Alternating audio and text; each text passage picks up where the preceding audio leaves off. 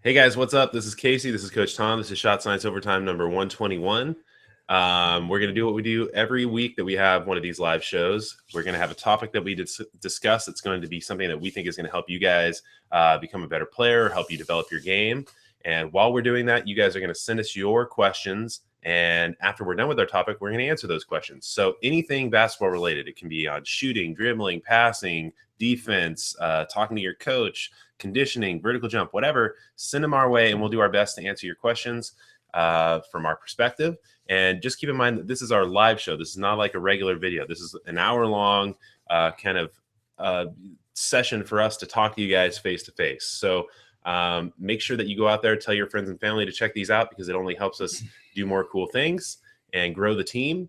And I guess we'll start off with our topic here in a second, but send us those questions at Shot Science on Twitter or send them to us on Facebook, Google+, or here in the chat on YouTube or on the Google+ stream. And make sure you follow us on Instagram, on Snapchat, and all the other places that you can find us on all the social platforms. And today's topic is 2 ways to improve your free throws. So there's a bunch of ways to improve your free throws. Yeah, there is. But we're just going to give you a couple that we think are simple ways that you can approach kind of working on your free throws to make them better and there for you when you need them in the games. Right. Okay. So what is one that we could talk about? You know, one of the things I think is so important is to develop a rhythm at the free throw line. Mm-hmm. And people are able to do that. Players are able to do that by sometimes they'll pitch the ball up, drop it a couple of times. They'll go around their back. Everybody's got a little different rhythm that they use to get ready. It's a routine. It is a routine. And that routine has this effect, essentially, is that it relaxes you and kind of gets your body more supple. So one of the things that you don't want to happen when you go to the free throw line is to go there and be very tense and under pressure and wait too long. One of the things that happens so often is that players will go there and they'll wait and they'll drop the ball 2 or 3 times and then they'll pick it up and look at the basket and think about it again. And by the time they shoot it, 8, 9 seconds has gone on, on the clock. That is a timed element to the free throw. Yeah. So I think one of the things that people need to keep in mind is that you want to have a routine, but you don't want to have a routine that is super complicated or is orchestrated or choreographed so much. The simpler it is, the more efficient you are at just developing that rhythm or getting that rhythm generated, the better you are. So if that's 1 dribble or 2 dribbles or spinning the ball back to yourself, that's good. You don't need to do any of these padding or Destiny's Child moves or whatever. You really want to keep it super simple and just establish your rhythm, because the other thing is that it's just like your shooting mechanics, is that you want it to be repeatable and something you can replicate all the time so that it's always the same thing. Right. Because you don't want to have different things going on because that'll throw you off. Well, it really does. One of the other things I think really comes into play is that when you go to the line there is to try and relax your body. And so we talk about breathing a bunch. And so when you go to the free throw line and you're going through your routine, we suggest that people do this, that you take a really deep breath, intake, and then blow it all the way out, and then take another half breath. And that takes a moment or two. And now you're a little bit more relaxed. You've got a little wind in there, and then go ahead and stroke your shot. And that helps you to relax, which is a really important part of shooting that free throw. Oftentimes people go there and you can just tell that they're really tense and they can't relax, but just the breathing exercise really helps a whole bunch. Yeah. And, you got to take that time to just focus in on what you're going to do. And one of the other things people do a lot of the time, too, that I think it screws them up is that they look at the basket way too early. Yeah. You should never look at the basket until you are seriously going up into your shot.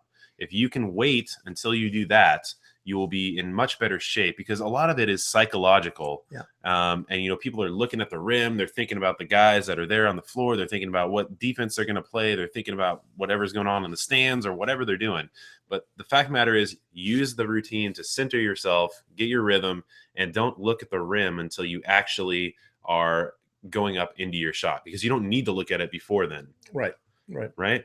Well, there's another element that, I mean, we've got two ways to improve here, but there's another element I think is really important in shooting free throws. And that is oftentimes we have the ball down by our midsection. We'll drop the dribble and we'll pick it up and then we'll pull it back up to shoot. And what we'll do is go up and then quickly explode with the basketball. And what happens there is that the set point really is at our midsection, and we rush right through the one that we really want. And so the ball oftentimes will be a little strong or it will be flat. Okay. And so the thing that we like to have is to come into your set point. If it's a lower set point right here at your shoulder, that's fine, but get there and hesitate and then look at the basket and let's go. Or it can be a higher set point, same situation. Well, you're talking about starting points for the set point. Well, that and the fact that we roll right through where we think the best place for that to be. And we don't want to do that. We want to take it, come to that point, hesitate for a moment, and then let's go ahead and execute I think there's the shot. 2 points that come off of that. And one is that you want to go up into your shooting mechanics without any sticking points too. You don't want to stop and hesitate and do all these herky-jerky things. Right. You develop your rhythm. You kind of get your ball, you get the ball up into the set point, should be up in here, and then go straight up into your shot. You don't want to start down here because when you do that, the ball is traveling another further distance. Right. More things can go wrong. More kind of factors are going into your shooting mechanics. So you definitely want to start up here, get to your set point real quick, and go up into your shot as smooth as possible.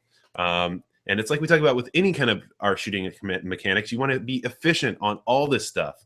You get rid of all the junk that you don't need because, you know, you're not trying to get style points. You're not trying to look cool. You're trying to make the basket. So everything should be pared down to the bare minimum of what you need. And that's including your shooting mechanics, including your routine.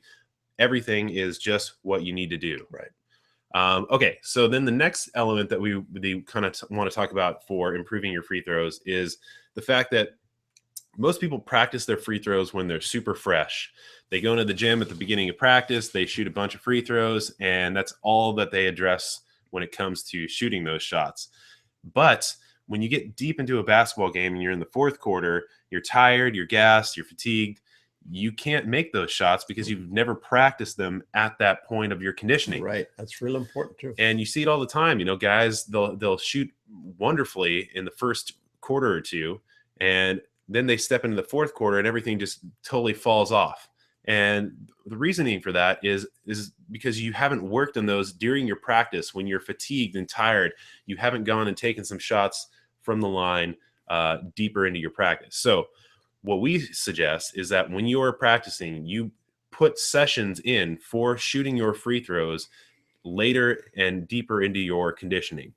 So that means, you know, you don't just come into the gym fresh and shoot your free throws. You come in and you do whatever you're going to do, but you also add in a few 5-minute free throw sessions all throughout your workout. Yeah, I think that's really important. You know, one of the things that we never really give enough concern to is the fact that our shooting is always affected by our fatigue level. And that's true in any kind of shooting, not just free throws, but any kind of shooting. And so one of the things you hear us talk about often in just other kinds of shooting is that you work at game speed and you also fatigue yourself there too, so that you can shoot effectively in that situation as well. One of the things that really helps us with fatigue, kind of going back to something we mentioned a few minutes ago, and that is to take that breathing process, get some air in, and the body relaxes a little bit, and you kind of catch your breath. That all really helps for us to be effective with the free throws.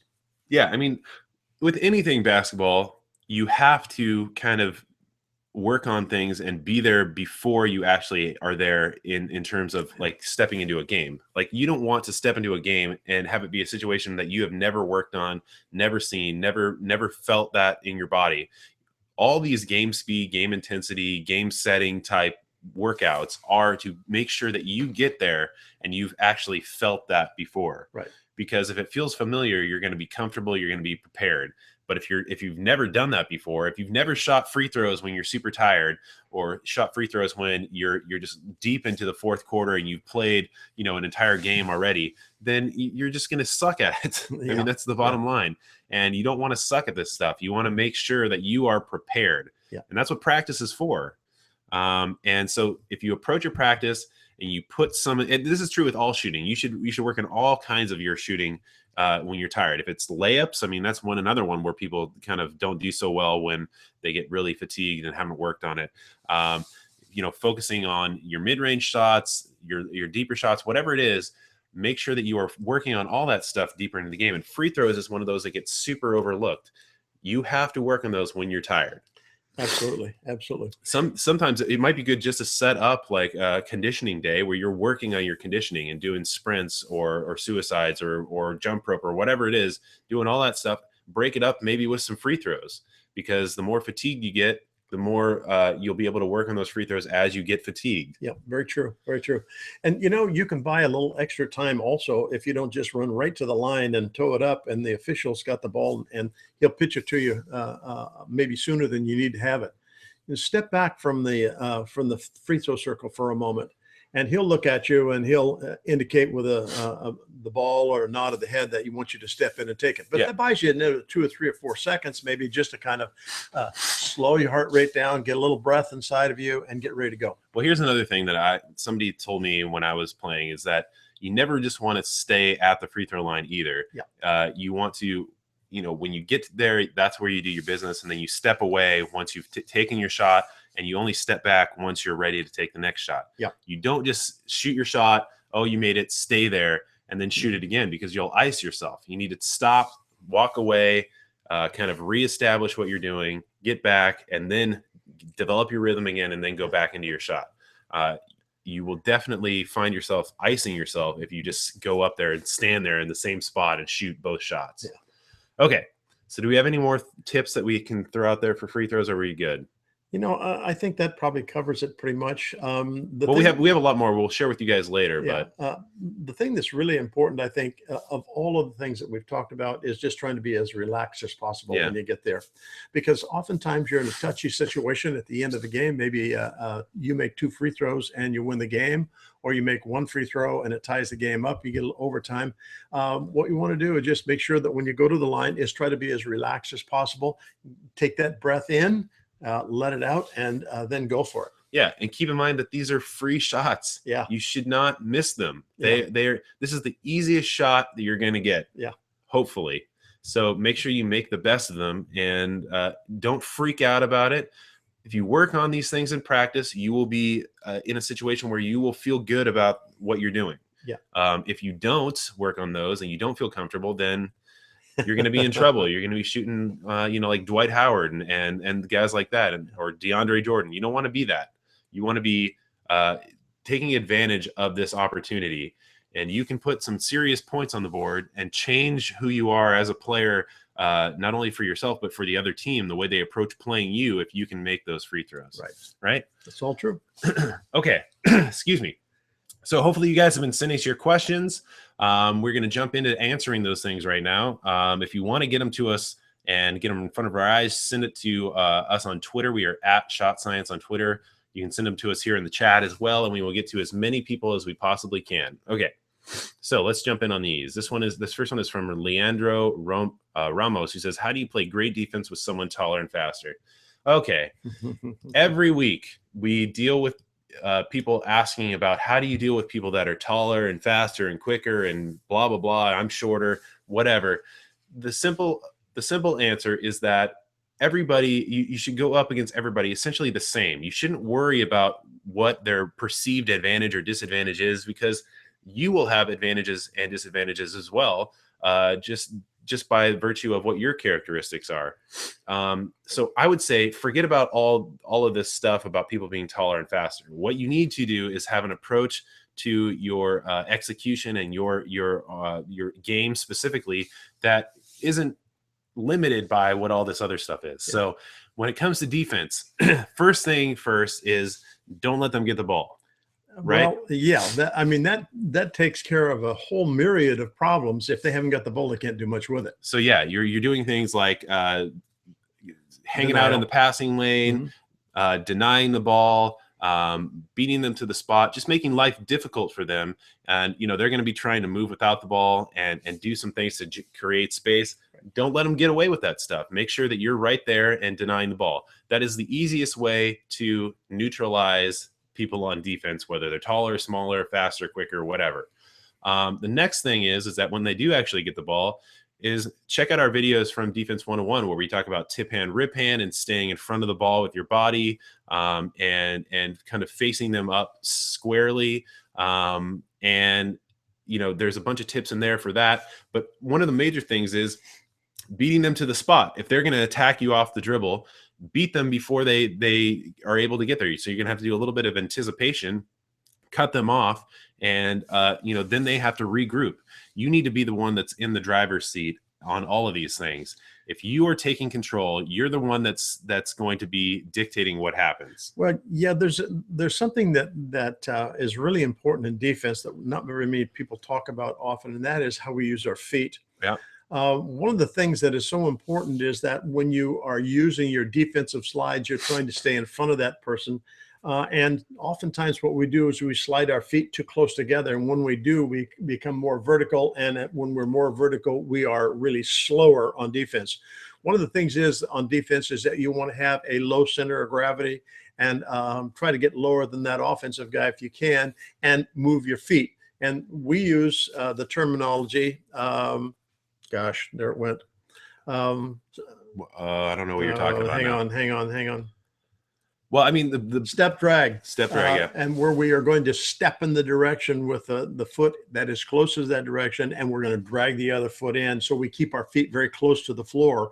One thing that happens is oftentimes when we're playing defense, we'll lift our feet up and they are airborne for too long. And that's just that little split second can allow them to get by. Yeah, well, I mean, you don't want to be doing step push because it's going to be a little bit harder for you to react. The step drag is the footwork that you want to use to really be able to kind of move in a direction, but also be able to move back and kind of be able to adjust. So defense, a lot of it is about footwork, but a lot of it is also about anticipation. And I still think that beating people to the spot is really how you stop their drive. Right. You stop them from shooting. You stop them from doing all these things because you are anticipating what they're going to do and shutting it down. I think people that sit back on defense and wait for things to happen, those are the guys that get eaten up. Yeah. And, that's not how you want to approach it. Whether it's offense or defense, you want to be the one forcing the issue. So you're in control, making things happen. They have to react to you. Right. And there's another element that can help you on defense, and that is to try to determine the weakness of the person you're playing against. Oftentimes guys who they're really good with their strong hand, but they cannot put the ball on the floor with their weak hand very well. And so oftentimes what players need to do is to realize this and get on the strong hand side so that they're less likely to go that way and force them into their weaker hand. Yeah. Well, I mean, that's what you would say with anybody is exploit their weakness. If you're able to figure that out, that's all to your benefit. So if they can't, dribble with a certain hand, then obviously you take away that their strong hand and force them to the weak hand.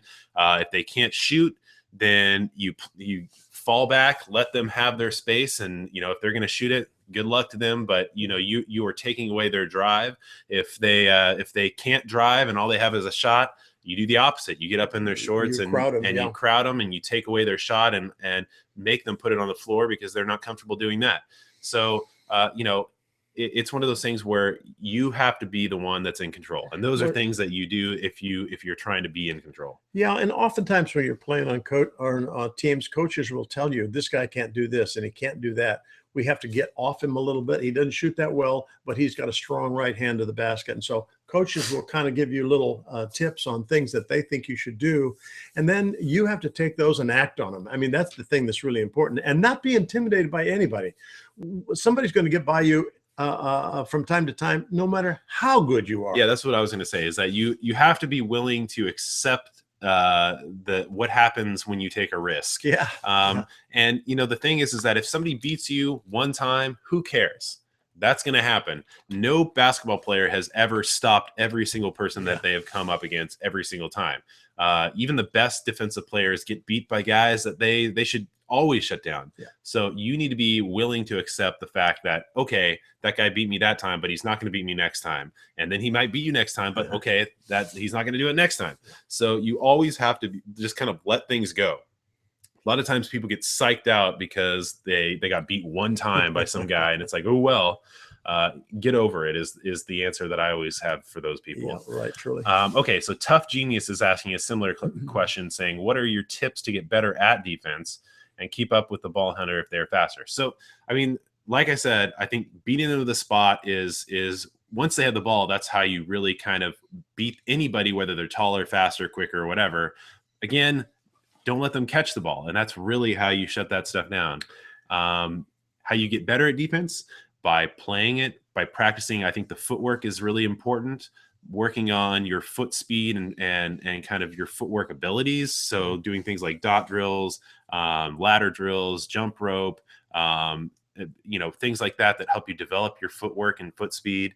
And just really having good defensive technique. So go watch our videos on Defense 101, and we talk about stuff like this defensive stance, how to move with your feet, how to approach your hand placement and where you should follow the ball, stuff like that.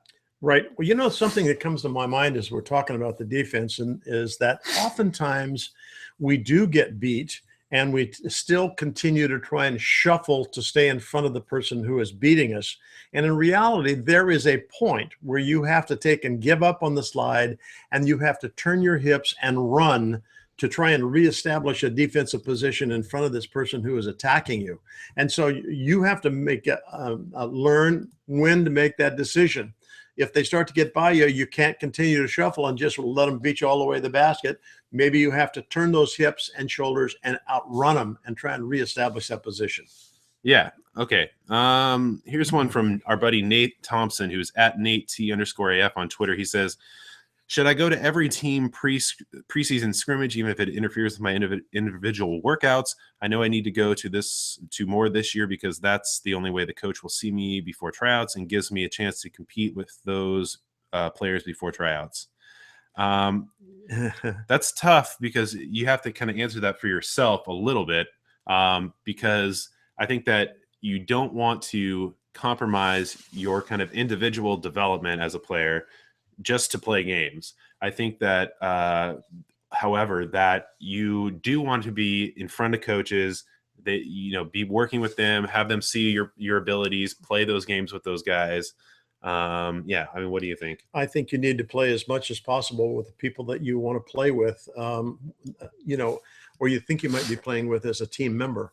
Otherwise, you may just not make it. They just won't have any, you haven't put enough time in front of them so they can see what you can do. I would not take and ever not participate. I would just rearrange my schedule so that I could get my workout and I could take and go play in those pickup games as well. Yeah. Okay. Well, there's somebody here in the comments that's saying something, or Tough Tanny, who's asking about whether you should do some of these things that involve your shooting stroke. And they're talking about jumping forward and leaning forward and all this stuff. Those are things that we do not support, because when you are doing things like jumping forward or leaning forward or whatever it is, you are adding complexities to your shot that don't need to be there. They are not helping you biomechanically, which is sometimes claimed by people. What you want to make sure you're doing is that you are staying in one directional plane when you're going up into your shot. Because if you are doing any forward movement or backward movement or leaning or any of that, you are adding a secondary level of complexity to your shot. You are essentially either making it longer or shorter. You're making yourself, you're aiming at a stationary target while moving. You want to be isolated in space, because if you are not, you're going to find it very problematic to be accurate. And what happens is that if you are going up into your shot and you are staying in that same plane and you're shooting, you're going to find it much more efficient than if you are moving forward or falling back or doing any of those things, because you are adding a secondary level of complexity. That's just one more variable in your shot, something that can go wrong, something that isn't repeatable, something that increases or decreases the length of the shot, whatever it is that you have to attenuate your body to. So you want to make sure that you are keeping things focused and you are keeping things kind of in one stationary spot when you go straight up into your shot. So your footwork should really get you into going that horizontal momentum into vertical momentum, right? That's really true. And the probably the best examples of players that do that are Seth Curry and Kyle Thompson. Steph Curry, I'm sorry, and Clay Thompson. Both of them are so efficient that they get rid of the ball so quickly because they don't have all these extra motions, and they create their rhythm for their shot with their feet, which really helps a whole lot too. I can't remember seeing, and I'm sure it has happened, but I can't remember seeing a time when either one of those guys have been blocked on the shot as they're shooting it. Yeah. And, the people are always asking, how do I make my shot quicker? How do I make my shot more accurate? Blah, blah, blah. All of these are typically answered simply by being more efficient. And, if you are rushing your release to make your shot better, then you are going to find that you're going to add tension to your shot and you're going to be less accurate. If you are rushing your feet, you're going to be in better shape. But the real key here is to make your shot efficient. And you do that through footwork that starts before you catch or pick up the ball, using the 1-2 stop, gather footwork that we talk about, because these are all things that start before your shooting mechanics even really begin. Right. And so you're taking care of business before you actually go up in your shot. And doing things like bringing the ball down and dipping it and doing all these things with your legs and all that, that does not help you. And there's no biomechanically backed up scientific proof that it does. And, we work with biomechanists and physiologists and stuff like that on all of this stuff. We make sure that we are doing the best we can to provide you guys with the best information. And we found that eliminating all these things is really how you make your shot repeatable. So that's it doesn't matter when you do it. You are doing the same shot over and over and over again. And repeatability leads to accuracy. Accuracy leads to made buckets. So that's really how you develop these things. It's not by adding bells and whistles and doing all these things you don't need. Okay, I think we should stop right there on that. But if you guys want to talk more about shooting, just let us know in your questions. Okay, so this one is from the Yellow Skater in the chat. He says, how can I drive in without the ball getting taken away? Well, part of it depends on who's taking the ball away. If it's the person who is defending you, you're exposing the ball to them. If it's help side defenders, you have to be aware where they are and maybe take care of the basketball with both hands when you get into that situation where they may be reaching in. As far as the person that's guarding you getting a hand on it, that's all because you've exposed the ball to them. That's short and simple. I was going to say that there's essentially two things that you need to focus on. Number one is protecting the ball with your body. So you're using your body and your other off arm to protect the ball. And if that person is able to reach in and poke the ball away, you're not doing your job, because that should be a reach foul, or it should be something where they have to go further than their arm should be able to reach to be able to pick you off that. And also it comes down to footwork.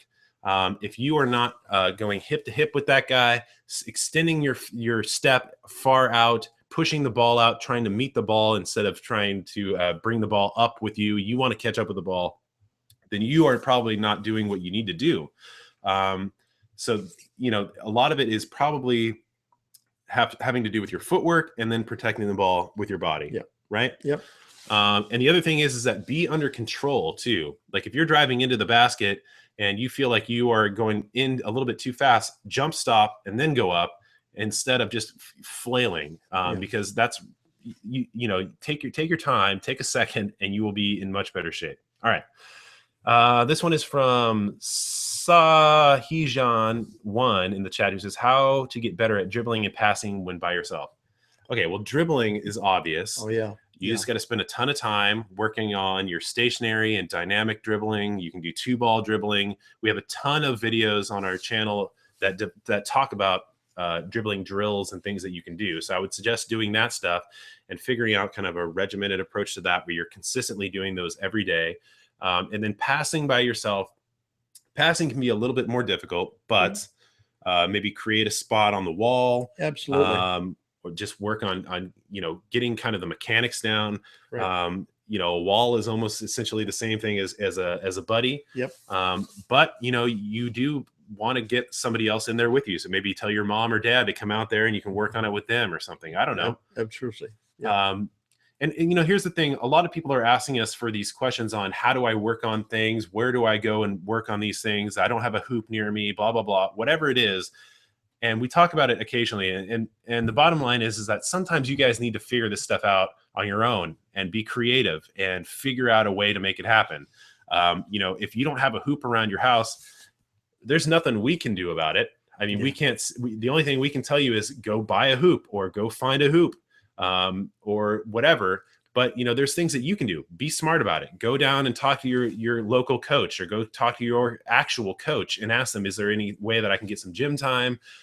You know, maybe there's a neighbor that has a hoop, or some, you know, whatever it is, YMCA.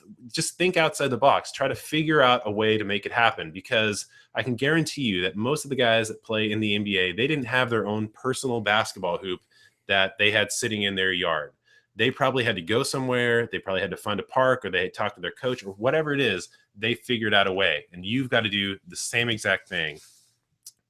And, you know, we can only give you suggestions on what possibly you can do. We can't figure out a way to make a hoop magically appear. Okay. Ranting over on that one. Let's see. This one is from Science Simon, Shot Simon. Whoa, that's crazy. Hi, coach. I got a problem with turning my feet to the left for shooting. When I'm in the middle, I'm fine with turning it easy. When I drive to the left, my feet are already turned. But when I go to the right, it's difficult to pull up for a jump shot because I have to turn so much and the defense won't give me time. Should I turn in the air when I drive to the right? Okay. The defense is never going to give you anything. No. And when it comes to driving and this is very simple, but you should never go up into your shot and try to turn in the air. Again, that is an extra variable where things can go very wrong, and your accuracy is going to be immediately impacted negatively. So what I know that what you always teach is that this is all about footwork. It is all about footwork. And when you are stepping into these shots, and I know you find it easy to go left because that's, you know, you've got your lead foot is your right foot, which is kind of your dominant foot. You can get that turn in there very easily. But when you are going to the left, it's the opposite. So what you need to do is work on having that step where you are actually ending around and kind of rounding off your footwork, right? Exactly. And your last step when you are stepping into your shot should really kind of be turning into where your feet need to be as it is. Absolutely. Right? And absolutely. Then when you put that left foot down, because that's going to be your inside foot on that shot, that foot goes down, and then your other foot, that right foot, is going to come around, and it is actually going to round about and get right where it needs to be. I mean, your footwork is where that should all come into play. You should not stop and be kind of facing away and then jump in the air and then have them turn. It is really like this foot comes down, you turn it in, and this foot comes around, and it's right where it needs to be. Well, even more important consideration there, you're saying that the defense won't give you time to do that. Well, then you're not open for a shot. One of the things you have to really realize about the game of basketball is that you have to create space to get your shot off. And if you haven't figured out how to do that, then it's time for you to back up and do that. We have a number of videos that talk about creating space for the shot. And sometimes it has to do with just how you use your feet in different situations. So we have several videos. We have what's a good shot, which I think is a good shot, super important. And then we have videos on how to create space. Exactly. And those are the answers I think that you're looking for here. It doesn't, if somebody is defensing you so close that they won't give you time for a shot, there is no shot there. I think that is super important, but I also think that it's the footwork. Going to the right. It's similar but slightly different footwork going right to left, and it's that inside foot every single time. Whether if you're going right, it's going to be your left foot. If you're going to the left, it's going to be your right foot. Those are going to be your inside foot is going to be the one that's going to step down first in your final steps. And then the outside foot is going to be the last one that hits. Right. And that inside foot is the one that's closest to the basket. That may help you to understand. Inside means closest to the basket. Closest to the basket. So check out our videos when we talk about shooting footwork and stop, gather, and things like that. 1, 2.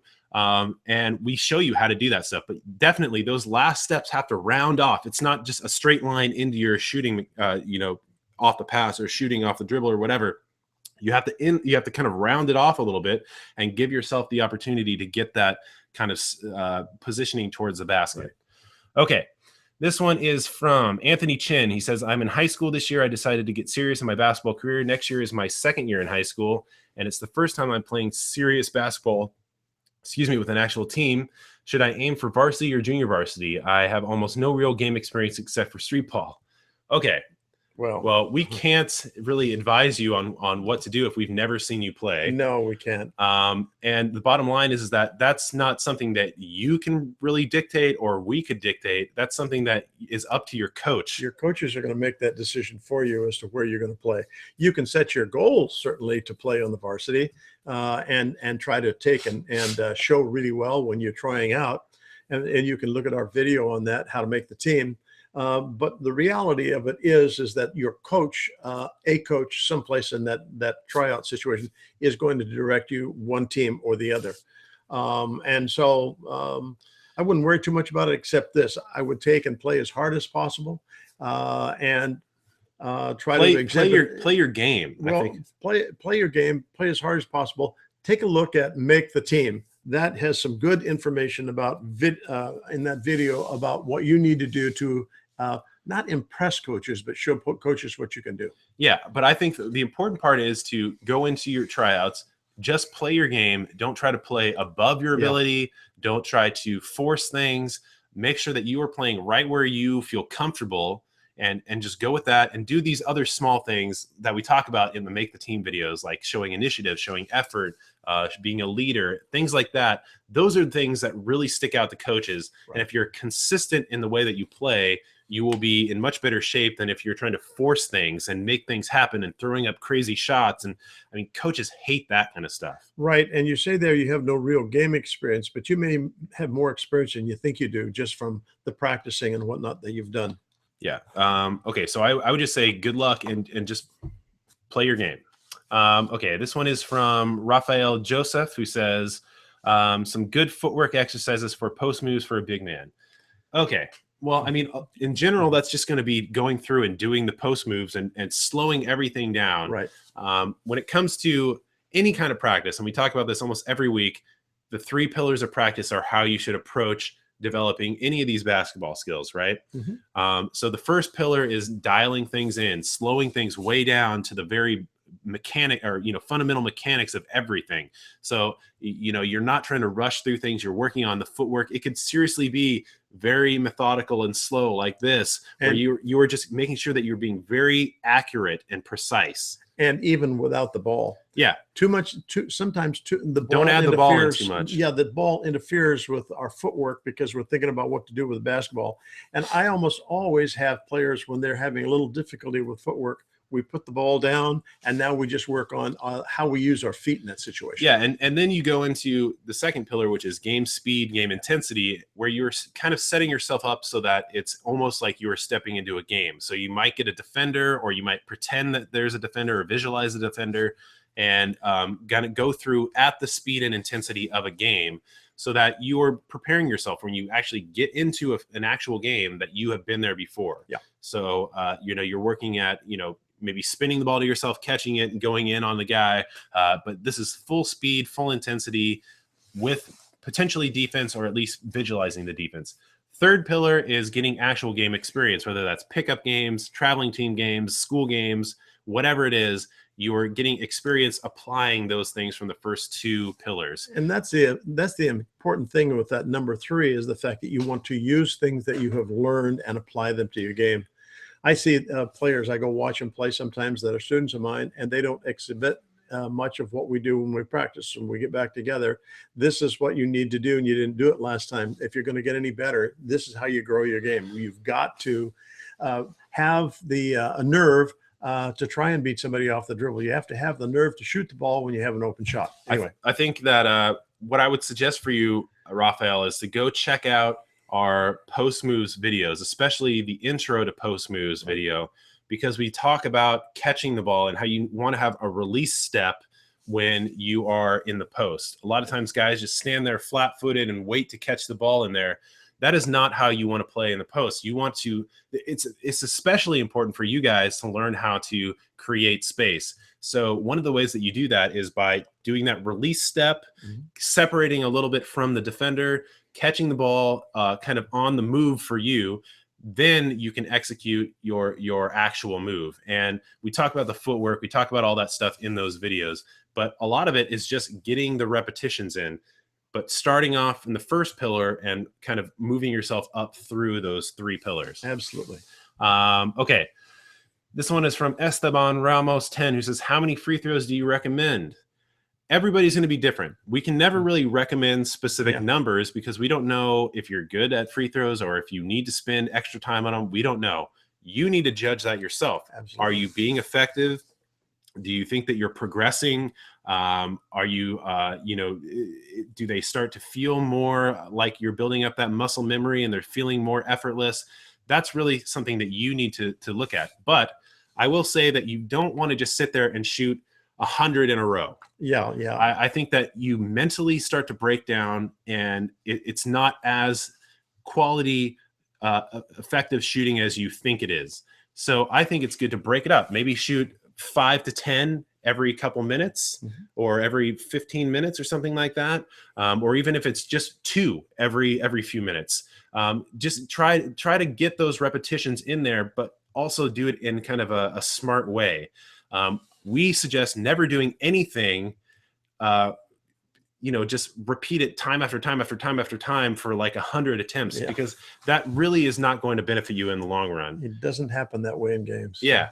So I would say break it up. Make sure that you're only doing chunks of this stuff all throughout your workout. And it's going to be different for everybody. Let's see. Let's go up here at the top here.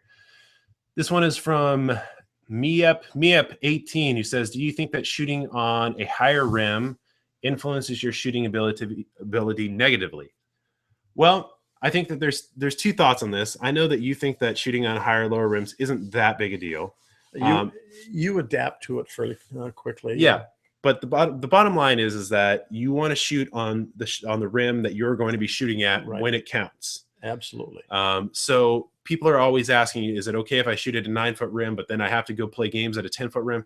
Well, that's fine. However, if you go step up to that 10-foot rim, there's going to be an adjustment period. It's not like shooting at that 9-foot rim. Right. So you're going to have to figure out, are you going to be able to adjust that fast? So I think what we always suggest is if you can shoot at a regulation hoop, that's what you should be doing. Absolutely. And then the other thing is that I think, maybe you don't agree, I don't know, but I think that if you shoot at lower hoops, it's going to affect your mechanics a little bit because you're shooting at a lower target. So maybe you're going to have a flatter shot, or you're going to not have the proper release point on your shooting, where you might bring your arm down a little bit too far, or you don't get that full extension on your shot. Or if it's a higher rim, maybe you're kind of lofting the ball a little bit higher up than you would normally. Again, there's going to be that adjustment period, and you might not even adjust if you aren't aware of those things. Right.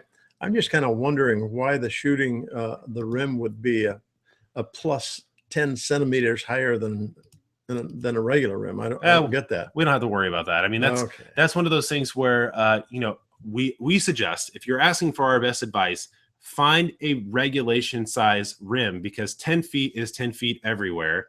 And that's really where it's going to count. If you're playing an international game in Germany, it's going to be this. Well, it's international for us. In Germany, it's going to be the same as it's going to be when you step onto a court in Indiana here in the United States. Right. So if that's what you can work on, I would suggest working on a regulation rim. And like we said before, you got to be creative about this kind of stuff. You might only think that you have that 9.5-foot rim to shoot on, but there are so many options out there. You just have to kind of figure out a way to make it happen, right? Let's see. And here's somebody again asking, this is from Dara Riley, who's asking, if I shoot with a size 6 ball and I play matches with a 7, will it affect my shot? Yes.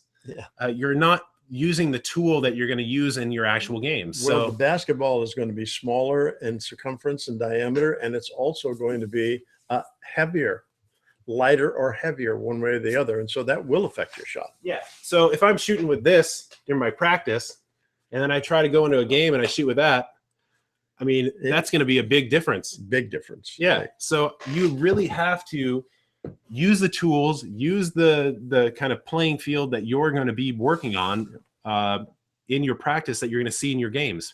That's how you feel like you've been there before and develop that muscle memory. If your muscle memory is for that small ball, then that's what you're going to be good at. Yeah. You try to step it up, and then it's going to be a little bit of an issue. It is. It really is going to be difficult. Let's see here. Pablo Saucedo is asking, how can I improve my ball handling? Boy. Practice. Yeah. You know, one of the things that I have started doing with my students, all of them, no matter what position they play, is that I recommend that they have at least 20 minutes of ball handling every day. And what we're finding is that their confidence and their skills in ball handling are really elevating quickly. Now, it's something you have to keep up. But the thing is that we don't really practice ball handling very much. We being general, not just me or Casey, but we generally, because there's no reward in it. It's not much fun to go work on your ball skills. But if you're working on your shooting, there's a reward there. And that's when that ball goes through the basket. That feels really good. But the thing that's really important is that when you beat somebody off the dribble because you have spent time on your ball skills, that's going to feel really good too. Well, I think that maybe the payoff is not as immediate as it is when you're shooting. No. But the thing is that I think everybody should approach their practice and kind of skill development using variety and consistency in that variety. Yeah. So that if you're doing some ball handling, dribbling thing, it's not the same thing every day. Yeah. But you're addressing those issues every single day. Right. So it doesn't matter if it's shooting or passing or dribbling or whatever. You're just really coming at it and doing a bunch of different things, maybe finding different drills you can use, but doing them every day. Right. And you know, it's just a matter of putting your mind to it. You know, we go along, and I can imagine that after 5 minutes, you get a little bummed out. Not bummed out, but tired of doing what you're doing. Yeah, you mentally fatigue faster than you think. But the thing is that if you're changing what you're doing every 3 or 4 minutes, you'll find that time passes so quickly. And while you're doing that, you're really focusing on different elements of ball skill. But also, you need to focus in on whatever you're doing at that time. You don't want to just be going through it mindlessly. Mindlessly or flippantly or anything like that. You want to really dial yourself in, focus on what you're doing, and make sure you're not doing it for too long. 5 minutes on a specific thing is probably a good amount of time. There's maybe some wiggle room for that depending on who you are as a person. Most people start to kind of trail off in their mental area after 5 to 10 minutes. So doing things with variety is really important. And, when it comes to like a shooting drill or something like that, go check out Dennis Stanton's spin shooting workout. And you can see like what a workout is with a bunch of variety, kind of working on essentially the same thing, which is your shooting. Yep. But it's doing a bunch of different things at the same time. But that's how we would say approach that stuff. Okay. Dante Kim is asking, how can I not be scared during organized basketball games? We've talked about this a ton over the months and whatnot. One of the biggest problems that most people deal with is that they're not very confident in their own skills, and they're afraid they're going to screw up. And so that's probably why the fear factor is in there. And so we would recommend to you that you spend time developing your skill level so that it can be executed at a higher level. And as it becomes a higher level for you, then you're going to probably have some of that reservation or that fear kind of subside and not be much of a case for you. Yeah. I mean, I think you're right. We talk about this all the time. And I think that you're not going to be confident in your execution if you're not confident in your skills. Yeah. So you need to really work on those skills and make sure they are there. And you can do that using the 3 pillars of practice. And if you feel good about your skills and you know that they're going to show up every time you play, then you will not have this kind of looming worry or fear about stepping onto the basketball court. It will give you a level of comfort to just be there. So definitely work on developing your skills. Skills pay the bills. Yeah, right. Okay, this one is from Epic Royal, who says, I can never get the footwork right for a left-handed layup. My mind always causes me to use the right-handed footwork. Any tips on ending this bad habit? Yes. That's really a simple one. Yeah. If you go to our videos on layups, we show layups. And in fact, somebody mentions that here. Dante Kim mentions the same thing, and that is we take the ball away and we just work on the dribble away, but we keep the ball but no dribble, and we just work on the footwork, adjust the footwork. We start one step and up, 2 steps and up, Slow it way down. and 3 steps and up until we get about 5 steps, and we get through, and they're off the right foot. It's feeling pretty normal, and then we add the dribble. It's amazing how quickly people are able to achieve that left-handed or even the right-handed lay-in after you practice it without the dribble. And you have to realize that this is your weak side, probably, I'm guessing. Yeah. It's your weaker side. It's going to take a while to develop that, longer than it took you to develop it on the other side, probably. But it is the exact same footwork, just mirror imaged to the other side of the basket. So you just need to really slow things down and work on it and progressively build it up. Okay, it's 3 pillars of practice again. Yeah. Okay, so let's lightning round this because we got a lot of questions that we got to get through. Short answers to all these questions. I promise. Okay. Let's see. This one is from Will Herr, who says, "Hey, I'm 6'10". That's pretty tall. I've used the 40-90 ball. I think that's the 94-50 that you're probably talking about in training, and it says that I should be aiming for a 45-degree shot release. Is this true considering my height?" Your height has nothing to do with that arc changing or varying. We teach everybody to shoot between a 45 and 55-degree angle. And so it doesn't make any difference if you're 5'10 or 6'10. Well, here's the thing. I think so many people get caught up in these precise numbers.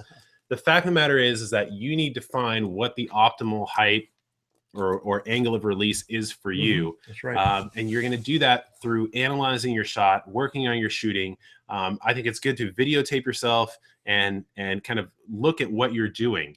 But I also think that no matter who you are, you want to make sure that you are finishing with your shooting elbow above your shooting eye or above your eye. If that's falling down, doesn't matter if you're 6'10 or 4'10, it's going to make your shot flat. Right. So you want to have a release that is above your shooting eye. And, don't worry on hitting these specific degrees. I think that's one of those things that those analytics can really kind of mess with your mind is trying to hit this very precise range. If it's telling you 45 degrees specifically, I think that's something that your mind focuses on instead of you actually trying to kind of attenuate and figure it out what is the best for you. So, that's really the truth. We can't really dial in that information with our brain. We dial it in mostly with practice and repetition. And I'm constantly talking to players. Okay, we need more arc. And if we're using our shooting machine, I know those nets are right at the top of those nets are the top of the backboard. And we want to be about 2 feet above the top of that backboard with the highest point of our arc. And so that's what I'll tell them. Okay, that net right there, we want to be at least 2 to 3 feet over the top of that net. And that's going to give us a great arc for the shot. Okay, we screwed up our lightning round already. So I know. Okay, this one is from Carson Ratzlaff, who says, "Hey, coach, do you have any tips for grabbing the ball off the dribble when trying to shoot?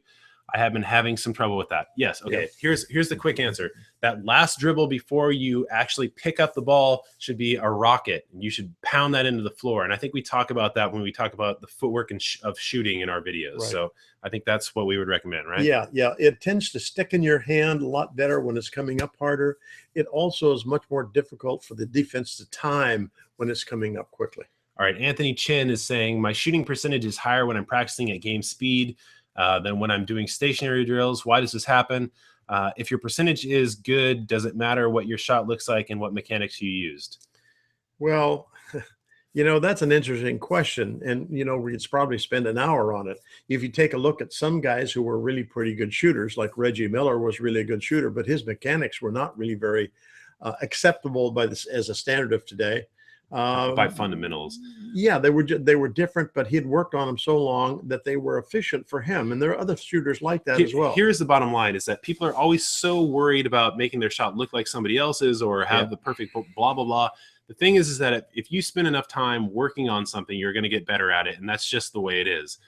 But we are trying to give you these fundamental assets that will help you get to that optimal ability range that the fastest.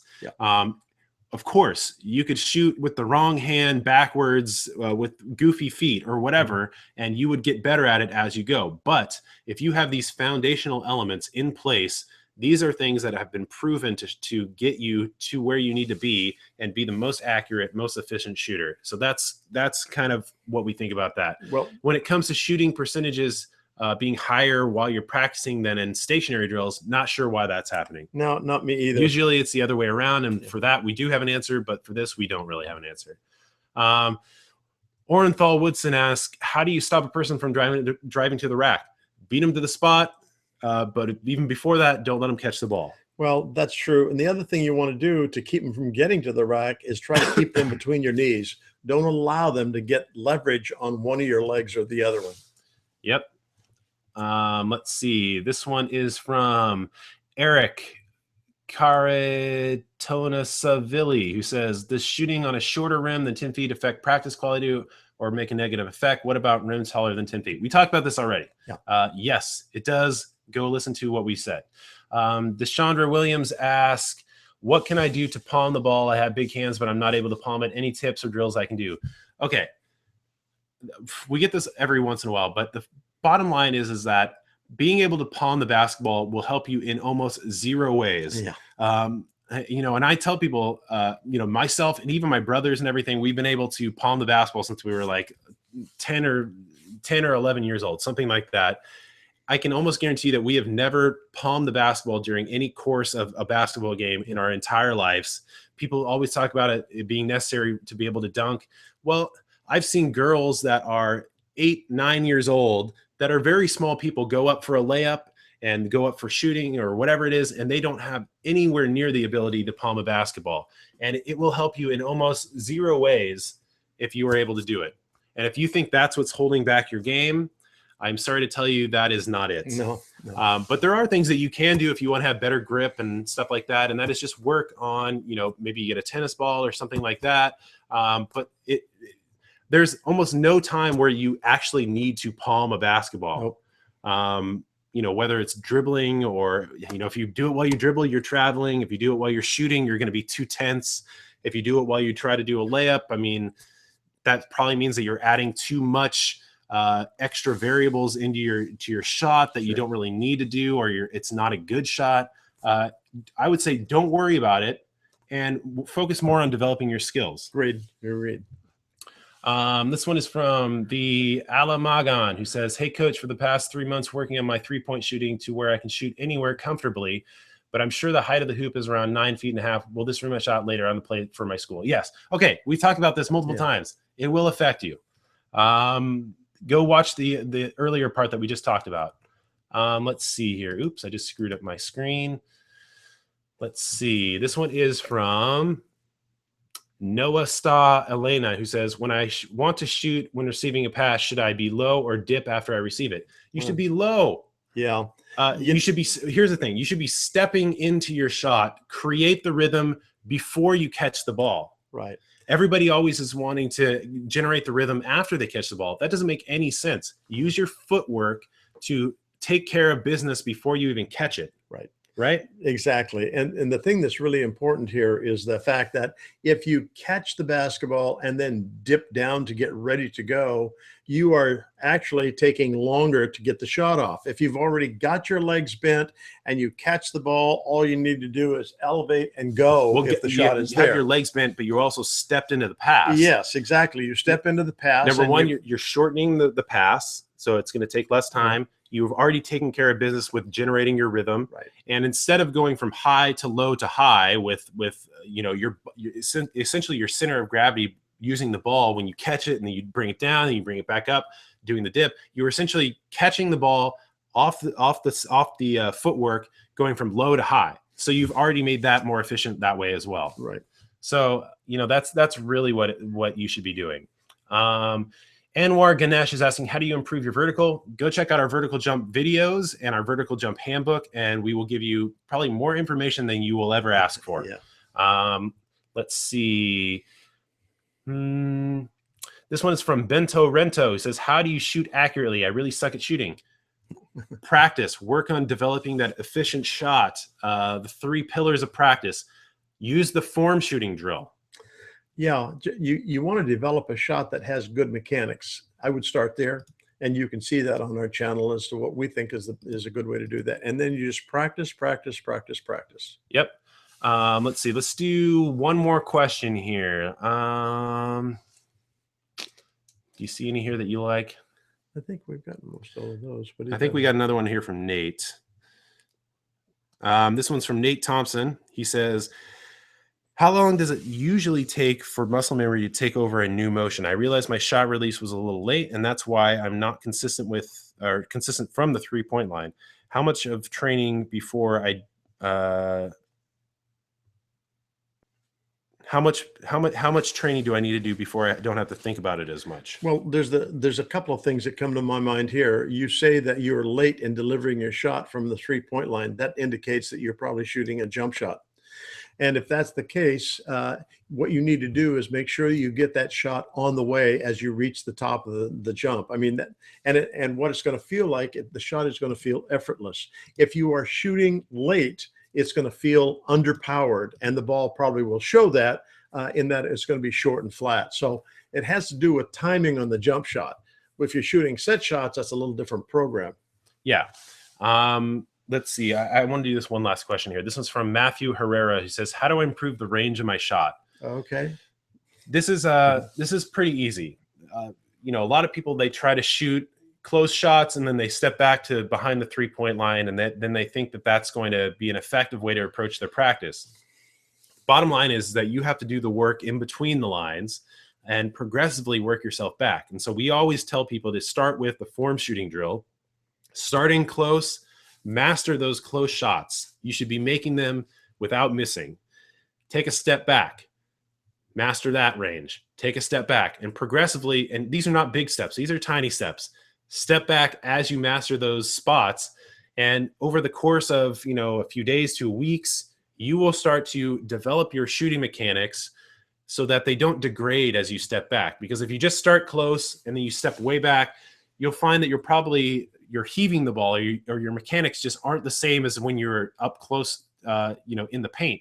But if you progressively work yourself back, your shooting mechanics will be the same no matter where you're shooting from. That's really the truth. If we take and move back, let's say from 6 feet to 15 feet, we tend to get more shoulder action, which makes the shot corrupted. It won't be very effective. And so what you want to do is just start it and move back gradually, like Casey, at small steps. I'm thinking maybe 3 feet each time you move back. Not even 3 feet. I think even less, like 6 inches. Step back, progress slowly. Yeah. People, they want to have this quick fix. Yeah. But I think that if you're doing that, you're not going to really get in the work that you need to get in. That's true.